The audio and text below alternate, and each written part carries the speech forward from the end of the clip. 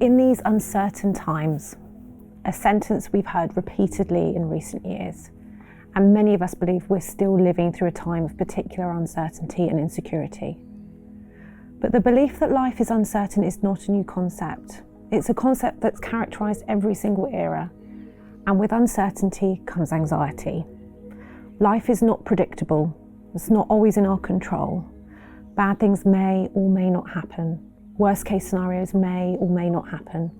We play these scenarios out in our minds. How would we cope if the bad things did happen? What would we do? In this course, I'll deliver to you evidence-based therapeutic techniques to help you overcome worry and anxiety. I will equip you with an understanding of the causes of worry and the things we do that maintain worrying and feelings of anxiety. We'll examine the process of worrying and the unhelpful behaviours we enact when we're worried to make us feel like we're in control or to prevent our worries and worst fears from coming true, but in truth, just keep our worries going.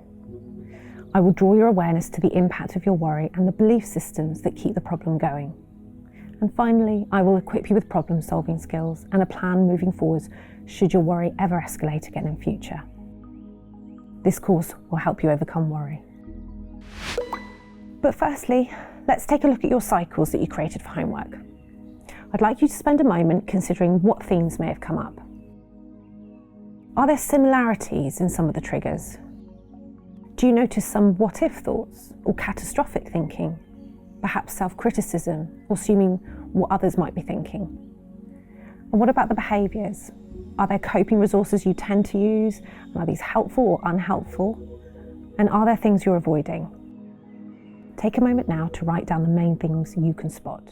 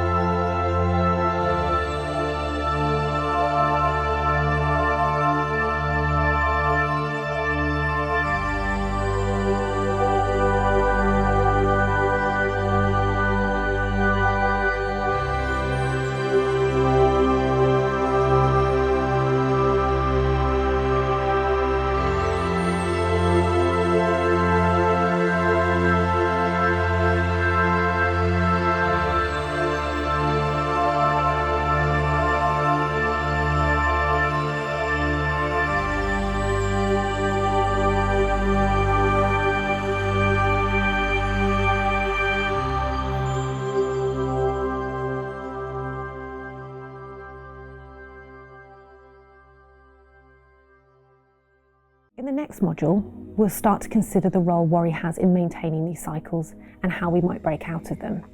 But first, we need to understand what worry and anxiety actually is. So what is worry? This might feel like a strange question. It's a word we all hear and use. I'm worried about my bills, I'm worried about my children, I'm worried about my exam. Is worry an emotion? I feel worried, or is it a cognitive process, a process that happens in the mind? If an alien came to Earth and you had to explain to them what worry is, what might you say?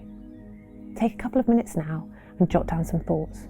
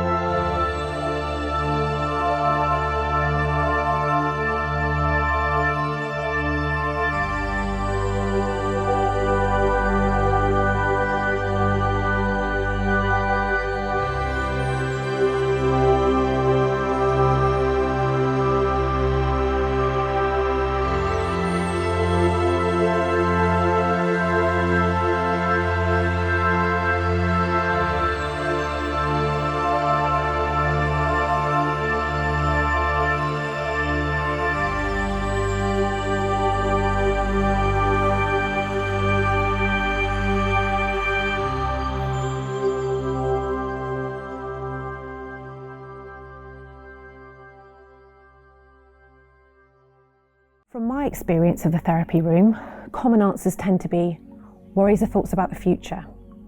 Worries are thoughts about the worst case scenario. Worry always starts with a what if question. Worry feels like an uncontrollable spiral of thoughts. Worry makes me feel scared and anxious. Worry makes my heart race and feel sick or panicked. So let's look at a psychological definition of worry. Worries are thoughts set in motion by what if questions.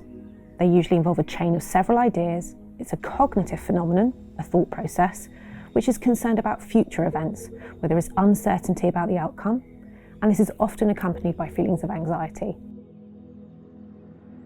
But what's the difference between worry and anxiety?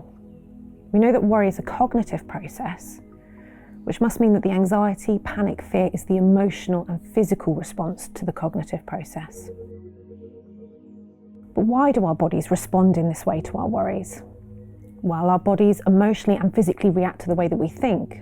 If we're worrying about paying bills or whether your loved ones are safe, you're telling your body to prepare for a threatening situation. This is called our fight, flight, freeze, fawn response. This is your body's response to a perceived threat. Fight means your body is preparing to fight off an attacker. Flight means your body urges you to run from danger. And freeze is your body's inability to move or act against a threat. Fawn is your body's stress response to try and please someone to avoid conflict. If your body reacts in this way, it shows your body is in good working order. It's doing what it's supposed to do to protect you. Your body is smart. It chooses the best way to respond to a perceived threat. Is it safest to run away, to avoid a situation, or to freeze and become completely paralysed? We all need this inbuilt response. In primitive times, this response may have saved you from physical threats. Like if you encountered a bear in the wilderness, your body would react in the safest way possible to protect yourself. But how often is this response needed now? Well, if I crossed the road and a bus pulled out suddenly, I'd want my body to respond quickly. So yes, we need it. But how helpful is this response when worrying about work or friends? I would assume not very. Imagine an oversensitive car alarm, one that goes off if someone walks past it or the wind is too strong. Now link this to your anxiety response. Is your body going into fight-flight response on and off all the time? Are you constantly in and out of threat mode? Is your anxiety being set off all the time? This is exhausting. Take a moment to consider your own threat response. What are your physical symptoms? Do you experience tension, which prepares you to fight, or a fast heart rate, which prepares you to run, for example? Jot down a few key messages. This will alert you to how your body responds to your worries.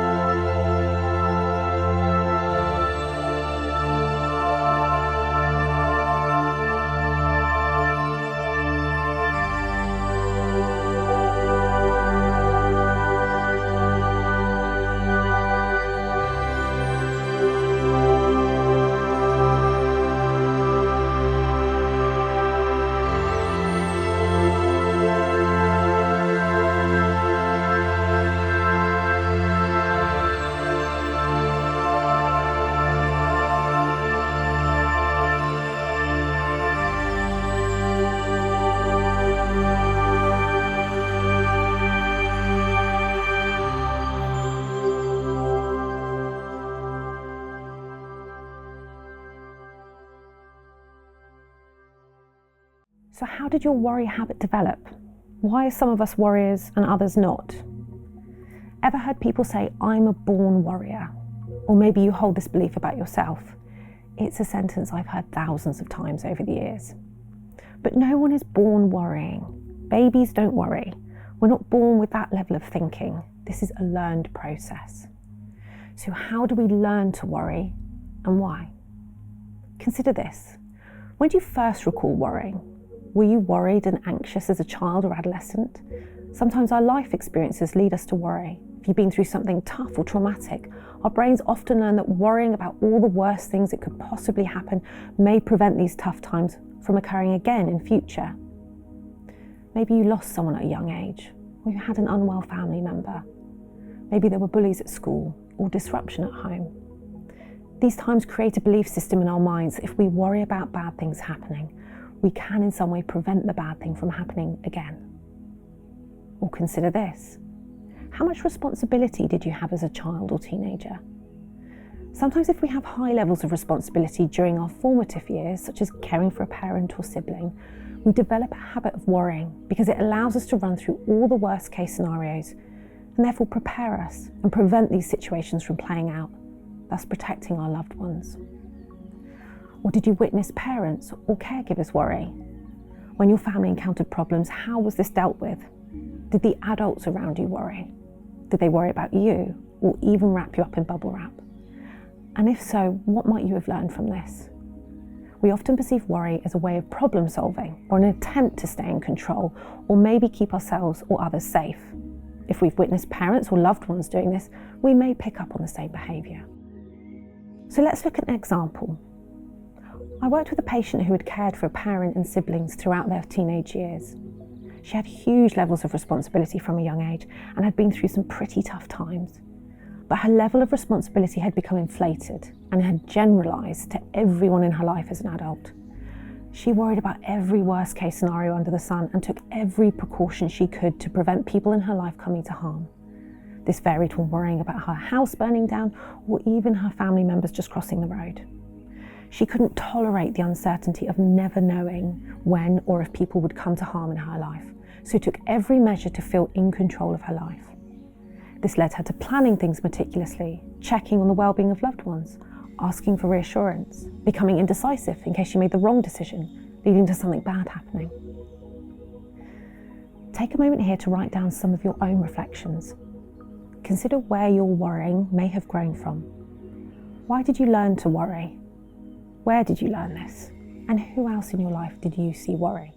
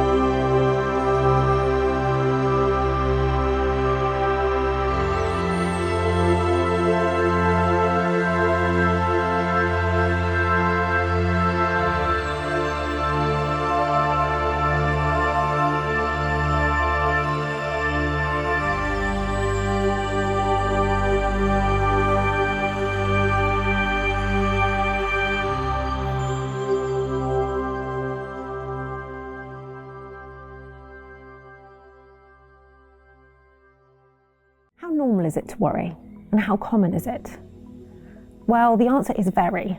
Everyone will experience worry from time to time.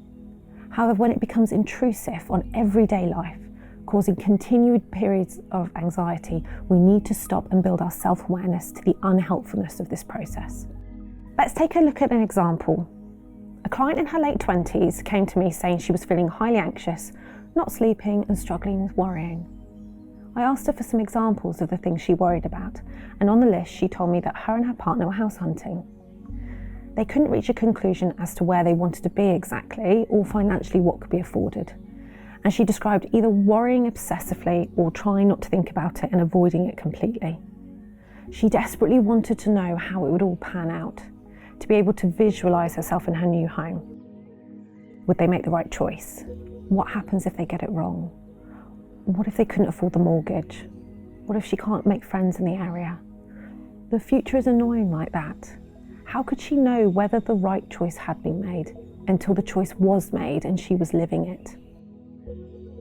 Take a look at this diagram. This is a worry continuum in which we all sit. Some of us will be very low on here, rarely experiencing worry, and some of us will move up and down the continuum over the years. On the right-hand side, we have generalised anxiety disorder. This is when we find ourselves worrying about anything and everything. We feel nervous, frightened even, and on edge. We may not be able to relax, and we feel particularly irritable. Sound familiar? The goal of this course is not to move you down to the bottom of the continuum where you'll never move again. It's to get you back into the normal range. After all, if worry is a normal and human phenomenon, we're never going to get rid of it altogether. So take a moment here, consider the continuum. Where would you place yourself?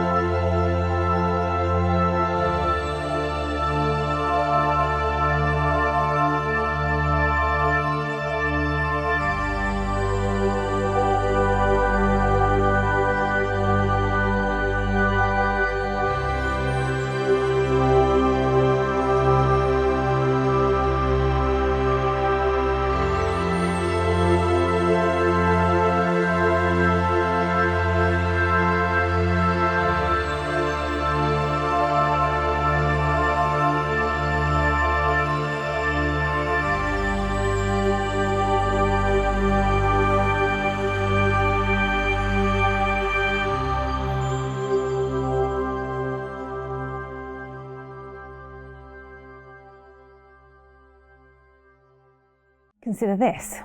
What would life look like if you were lower down on the continuum? What would you be doing differently? How might you think differently? What might your friends and family notice about you? You might be thinking things like, I'd feel less anxious, I'd feel like I was coping better, but really reflect on what that would look like. What does feeling less anxious look like? What do people who worry less do differently that you'd like to do? Take a look at the SMART goals sheet. It's attached to this video. This will form part of your homework this week. CBT places a lot of importance on setting goals. We want to be able to measure that the therapy is working and you're getting what you need and you're coming out of this as the person you want to be. The SMART goals worksheet shows you how to ensure your goals are specific, measurable, achievable, relevant and time-bound. So rather than, oh, I just want to worry less, maybe it's, I want to plan less. I want to be more spontaneous. I want to stop asking for reassurance. I want to stop checking on the kids. I'd suggest considering around 3 goals for the course. I'd also encourage you to read and complete this questionnaire over the next week. This is the Generalised Anxiety Disorder Scale, or GAD-7 for short. It's only for your eyes, you don't need to show me, but this gives us a baseline of where we're starting. I use this regularly in my practice, and although it doesn't tell us the full story, it does give us an idea of the severity of your symptoms. Once you've completed your questionnaire, make sure you total it up. If you've scored an 8 or above, you're likely experiencing generalised anxiety, and if this is the case, you're in the right place. Keep this with your notebook. We'll be revisiting this at the end of your therapy. So your homework today is to make sure you've completed your GAD-7 and your SMART goals. That's it for us today. But before we finish, take a few seconds to write down your main takeaway message from today's session. If you've completed your SMART goals and GAD-7 already, you can move straight on. Otherwise, take a few days to reflect on the ideas, including some reflections on your development of worry and where you are on your worry continuum. And I'll see you next week.